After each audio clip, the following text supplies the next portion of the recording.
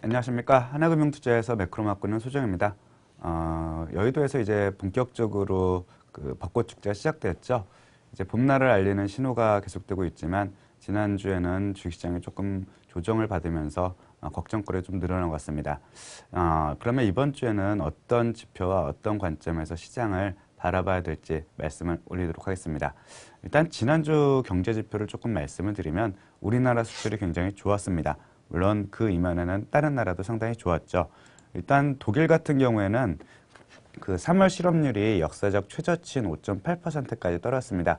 독일 경제가 좋다 보니까 향후에 ECB의 통화정책 정상화 압력이 될 수 있는 소지는 잇따르고 있고 PC 디플레이터 미국 측도 2.1% 상승하면서 연준 목표치를 상회했죠. 즉 양쪽에서 통화정책 정상화에 대한 압력은 높아지고 있습니다.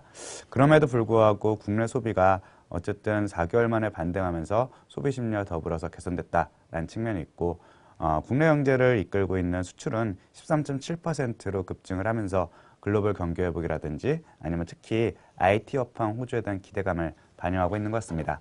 이번 주에도 전반적인 글로벌 경제 지표는 무난하다. 그러나 다만 탄력은 조금 약화될 가능성이 있다라는 쪽을 열어두시면 될 것 같습니다. 관심 있게 볼 지표는 뭐 주요국 모두 전반적으로 포진되어 있는데 미국 같은 경우는 미국 경기를 대변하는 ISM 제조업 지수를 보시면 될 것 같습니다. 이번 달에는 56.8로 지난달보다 소폭 내려올 가능성이 크다라고 했습니다. 기존치 50을 넘기 때문에 여전히 확장 국면이긴 하지만 모멘텀이 약간 약화되는 신호들이 나타날 것이고 신규 고용은 20만 건 아래로 유지되면서 오히려 금리 인상 경계감도 좀 떨어질 것 같습니다. 금리 인상 경계감이 완화된다는 측면은 긍정적이지만 모멘텀이 정체될 수 있다라는 점은 양쪽에서 약간 걸리는 부분입니다. 반면 중국의 3월 케이신 PMI 같은 경우는 51.7로 여전히 높은 수준일 것이고 특히 양회 기간에 공장이 중단된 기간이기 때문에 이 정도의 수치가 나오면 그래도 긍정적이다라고 했습니다. 최근 아베이 스캔들로 좀 흔들리고 있는 일본 같은 경우에는 오히려 단칸 지수가 계속해서 올라가기 때문에 제조업 경기도 좋다라고 했습니다. 미국에서 일정 부분의 흔들림이 있겠지만 다른 나라 주요국에서는 여전히 경기가 좋기 때문에 기본적인 추세는 변하지 않다고 보습니다. 오히려 4월에 관심 있는 부분은 결국 환율 보고서겠죠. 경제지표와 무관하게 심리적인 요인을 건드리고 외환시장의 변동성 리스크를 높일 수 있는 부분이기 때문에 4월에 키 이슈를 하고 있습니다. 결론적으로 말씀을 드리면 미국과 중국 모두 지나치게 강경해질 경우에는 상호 간의 피해가 크기 때문에 궁극적으로 온건의 일정 부분의 달러 약세를 용인하는 부분을 갈 가능성이 크다라고 했습니다. 게다가 이번 주에는 중미 정상회담이 있기 때문에 지나친 강경 대응보다는 오히려 일정 부분의 조율이 전개된다면 저희가 생각하기에는 4월 중반 이후에 있는 환율 보고서에서 실질적으로 그 조작국으로 지정되기보다는 일단은 관찰 대상국을 계속해서 유지하는 쪽으로 전개되면 시장 심리는 후반으로 가면 조금씩 안정될 룸이 있다라고 했습니다. 이상입니다. 이어서 주식 쪽 말씀 듣도록 하겠습니다. 안녕하십니까. 주식 전략을 담당하고 있는 이재만이라고 합니다. 오늘 말씀드릴 부분은 아무래도 이제 4월 전체 시장에 대해서 좀 말씀을 드리도록 하겠습니다. 4월에 관련해서 한 네 가지 정도의 이슈가 조금 더 지배적이지 않을까. 그래서 지수 자체는 크게 올라가거나 이런 쪽보다는 약간의 순환적인 좀 조정 국면을 경험하지 않을까라는 생각을 하고 있습니다. 우선 첫 번째 이슈가 삼성전자가 자사주 매입을 4월 중에는 종료할 예정입니다. 두 번째 이슈는 외국인의 차익 실현 물량이 어느 정도는 좀 출회될 가능성이 있다는 점입니다. 아무래도 외국인이 원달러 환율이라든가 코스피를 좀 감안을 했을 때 누적 수익률이 이전 차익 실현 단계 정도까지는 와 있다라고 판단을 하고 있습니다.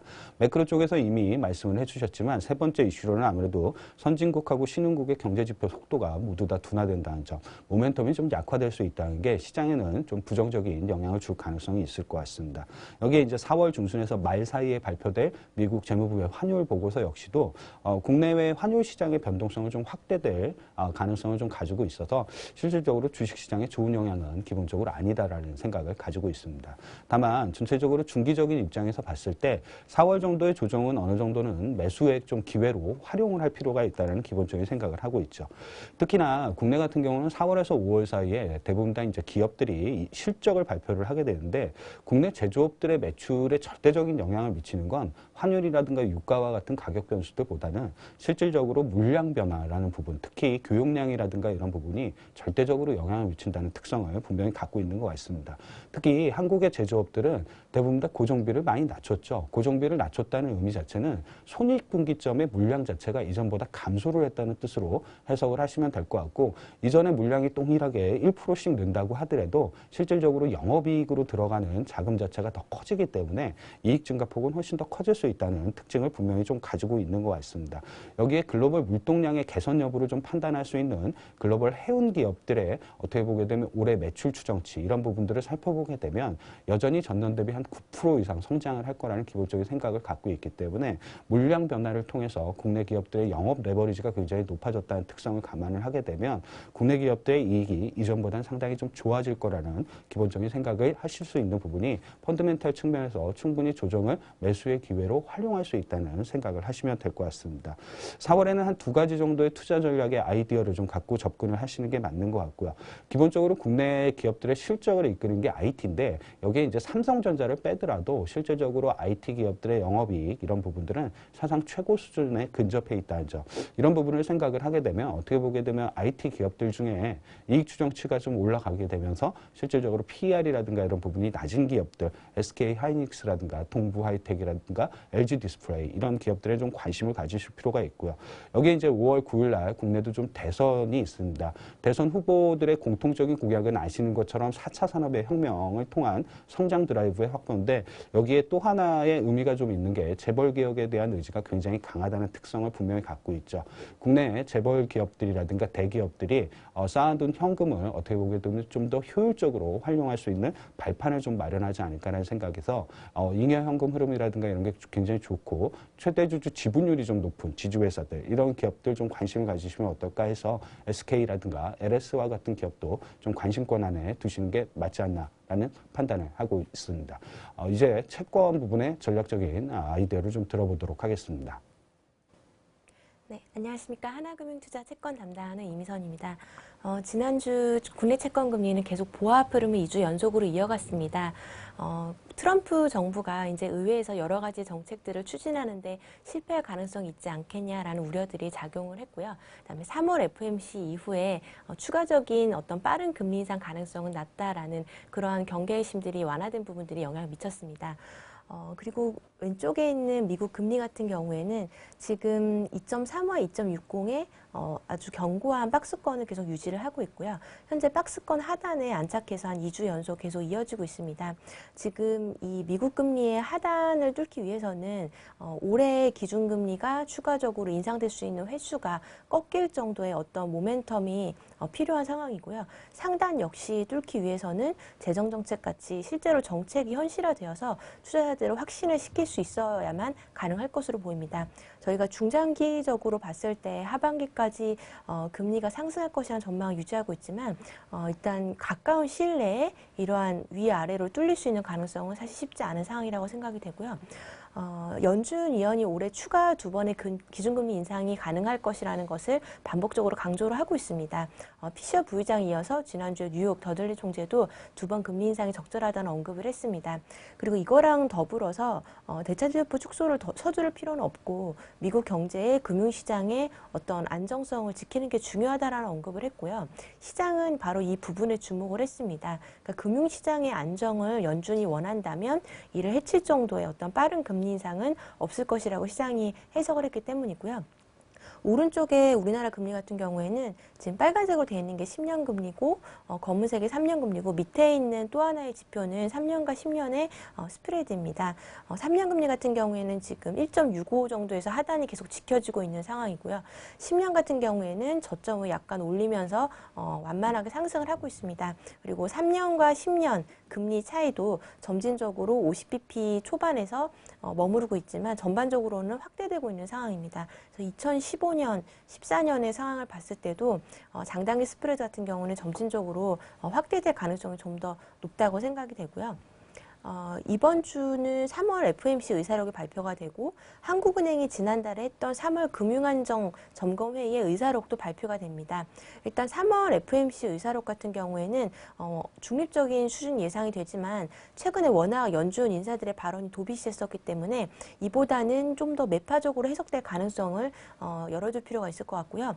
이 외에 해외 지표들 같은 경우에는 사실 금리 상승 요인으로 작용할 가능성 그렇게 많지는 않고 오히려 그 4월 중에 프랑스 대선 앞둔 경계감이 안전자산 선호 요인으로 자리를 잡을 수 있습니다.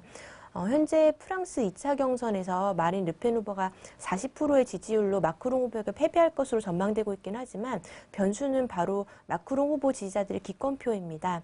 설문조사에 따르면 르펜 후보 지지자들의 90% 이상이 표심이 확정되어 있는 반면에 마크롱, 피용 등 그 외 후보 지지자들의 표심 확정 비중 60%대입니다. 그리고 2차 경선에 나서는 마크롱을 지지하지 않는 유권자들이 마크롱을 뽑지 않고 표를 기권할 가능성이 있다라는 그런 분석이 나왔고요.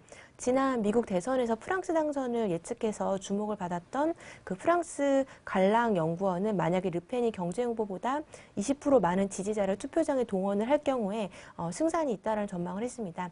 이러한 것들 때문에 현재 독일 금리 등 선진국 금리가 오르지 못하고 있는 분위기가 이어지고 있습니다. 오히려 국내 변수들이 다소 채권 시장에는 비호적인 요인들로 작용을 할 수 있을 것 같은데요. 사드 보복에도 불구하고 3월 수출이 호조세를 보였습니다. 그리고 이러한 것들은 결국 국내 기업들의 투자 증가 그리고 내수 회복에 대한 선순환 기대로 이어질 가능성이 있고요. 이러한 부분들을 반영을 해서 금융안정회의 의사록에서 최근에 어떤 발표됐던 수출이라던가 작년에 GDP 상향 조정됐던 것들을 감안을 해서 올해 국내 경제에 대한 경기 판단을 다소 상향 조정할 가능성이 있습니다. 더불어서 최근에 초장기물 중심으로 나타난 장기 투자 기관의 수요 부진 그리고 초장기물 금리 급등 같은 현상들이 간접적으로 국내 10년 금리와 그 이하 금리에 영향을 줄 수 있을 것으로 보입니다. 그래서 4월 국내 금리는 해외 변수에 의해서 상당히 제한이 되겠지만 국내 요인들은 역시 또 추가적인 하단 역시 제한을 하는 요인으로 작용할 것 같고요. 그래서 4월 말 정도까지는 어떤 제한된 박스권 흐름이 이어질 것으로 전망을 하고 있습니다. 네, 이상으로 발표를 마치겠습니다. 예, 말씀 들어보니까 주식, 채권 모두 당분간은 좀 눈치 보기 장세를 생각을 하신 것 같습니다. 주식 쪽에서는 이제 나오는 어닝 쪽, 그 다음에 채권 쪽에서는 해외를 중심으로 해서 FMC를 비롯한 중앙은행들의 연설 이런 쪽을 조금 더 포커스를 맞춰가지고 체크를 하시면 될 것 같습니다. 예, 즐거운 한 주 되시기 바랍니다. 고맙습니다.